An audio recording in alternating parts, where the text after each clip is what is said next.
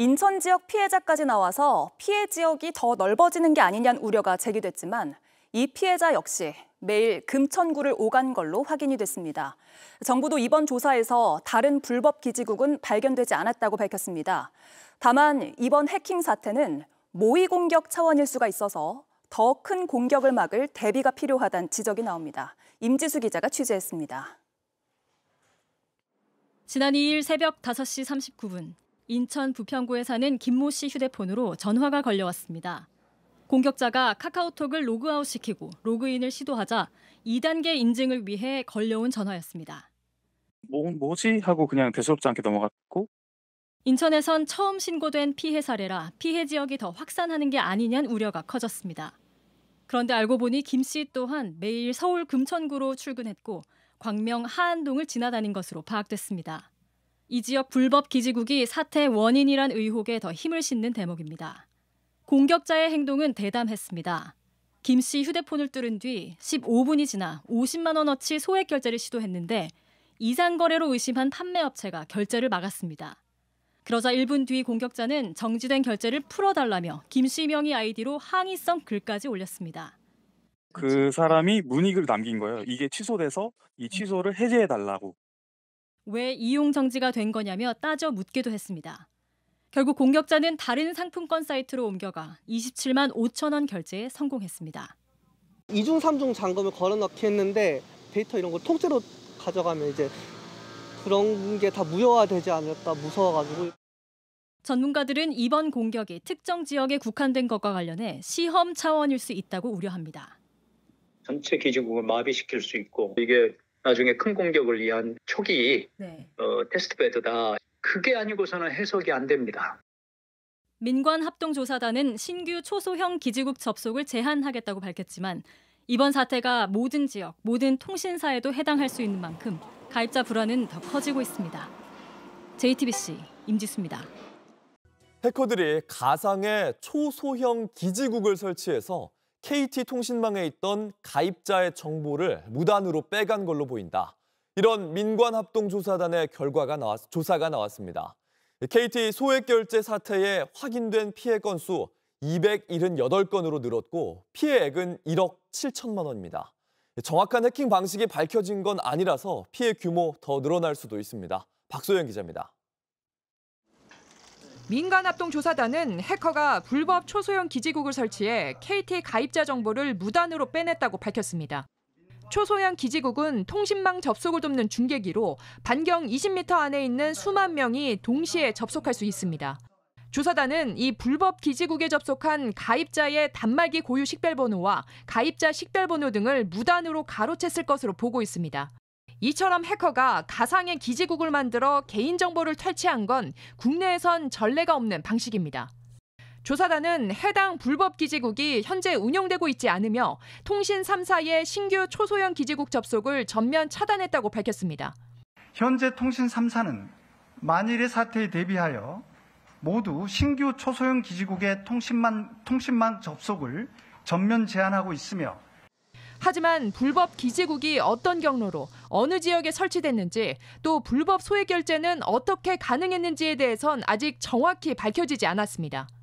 그런 부분에 대해서 명쾌하게 지금 원인 분석이나 그 메커니즘에 대한 설명이 안 되고 있습니다. 현재까지 파악된 피해 건수는 278건, 피해 금액은 1억 7천여만 원이지만 확인되지 않은 피해가 더 늘어날 수도 있는 겁니다. 차량에 탑재해서 이동하면서 근처에 있는 그 통신사 이용자들의 그 정보를 수집했을 가능성이 상당히 크고요. KT의 안일한 대응도 도마 위에 올랐습니다. 경찰은 소액 결제 피해가 여러 건 접수된 지난 1일 KT에 이 사실을 알렸지만 KT는 8일이 지나서야 이 사실을 정부에 알렸습니다. KT는 정확한 피해 원인을 파악하는 과정에서 신고가 늦어졌다고 해명했습니다. JTBC 박소연입니다. 70명 넘는 KT 가입자가 소액 결제 피해를 당했습니다. 멀쩡히 휴대폰을 보고 있는 상황에서 패스앱 인증까지 받아 결제가 이뤄졌는데 결제 문자조차 받지를 못했습니다. 듣도 보도 못한 수법이라 여러 가능성을 열어놓고 수사가 이뤄지고 있습니다. 임지수 기자입니다. 광명에 사는 30대 김모 씨는 지난달 27일 자신도 모르게 카카오톡에서 로그아웃된 사실을 발견했습니다. 이미 50만 원가량이 소액 결제로 빠져나간 뒤였습니다. 들어간 적도 없는 패스 앱에선 자신의 번호로 인증까지 받은 사실도 확인했습니다. 그 패스 앱에 보니까 문자 인증이나 또 KT 이제 인증을 하는 이력이 남더라고요. 김 씨는 결제가 이뤄진 시각 휴대전화를 보고 있었지만 결제됐단 문자는 한 통도 받지 못했습니다. 결제가 된 그 시간대가 똑같아서 핸드폰을 계속 보고 있어서 저는 문자를 안 받았고 다른 사람이 이거를 결제를 했던 게 되게 수상한 링크를 누른 적도 없고 새 유심 발급 내역도 없어 원인은 오리무중입니다. 경찰은 최근 열흘 사이 경기 광명, 서울 금천구에서 비슷한 피해자가 74명으로 늘어났다고 파악했습니다. 다만 피해 지역은 부천, 인천 등으로도 확산하는 걸로 보입니다. 대부분 모바일 상품권이나 교통카드 결제로 곧바로 사용돼 취소도 못하는 상황. 상품권이 이미 다 사용돼서 취소 불가로 뜨시거든요. 같은 통신사, 특정 지역에서 피해가 집중되는 사례는 처음인데 경찰은 중계기 해킹 등 여러 가능성을 놓고 수사 중입니다. 스피싱, 스미싱 이런 것들은 있었는데 이런 경우는 저는 처음인 것 같아요. 경찰서에서 무신된 IP 주소를 저한테 보내주셨고 차단해달라고 저는 차단을 했고 전문가들은 악성 코드를 통해 인증서를 통째로 탈취한 뒤 이른바 스파이폰을 만들었을 가능성이 높다고 보고 있습니다. 다른 휴대폰에서 마치 그 휴대폰인 양 그렇게 행위를 해버린 거죠. KT는 수사에 적극 협조할 예정이라며 피해 확산을 막기 위해 소액 결제 한도를 10만 원으로 축소했다고 밝혔습니다. JTBC 임지수입니다. KT 가입자들이 알지도 못하는 사이 소액 결제를 당하는 피해가 확인됐습니다. 온라인에선 또 다른 피해를 막기 위해 이 소액 결제를 원천 차단하는 방법이 공유되고 있습니다. 자신도 모르게 카카오톡에서 로그아웃되고 들어간 적도 없는 패스 앱에서 인증이 이루어졌습니다. KT 측은 광명 일대에서 벌어진 소액 결제 피해에 대해 그제 저녁에야 인터넷진흥원에 신고했습니다. 지난 5일 새벽부터 비정상적인 소액 결제 시도를 차단했으며 피해 고객에게 어떠한 금전적 피해가 가지 않도록 조치하겠다 이렇게 공지했습니다.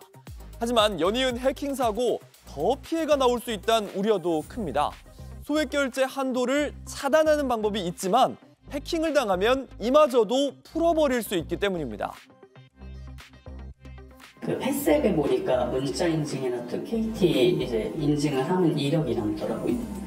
아예 통신사 고객센터에 직접 연락을 해서 소액 결제를 원천 차단하는 방법도 공유됩니다. 하지만 통신사마다 절차가 까다롭거나 원천 차단할 경우 번호를 바꾸지 않는 한 다시는 소액 결제를 이용하기 어렵다는 점 등이 문제로 꼽힙니다. 과학기술정통부는 이번 사건의 면밀한 분석이 필요하다고 보고 민관합동조사단을 꾸려 원인 조사에 나섰습니다.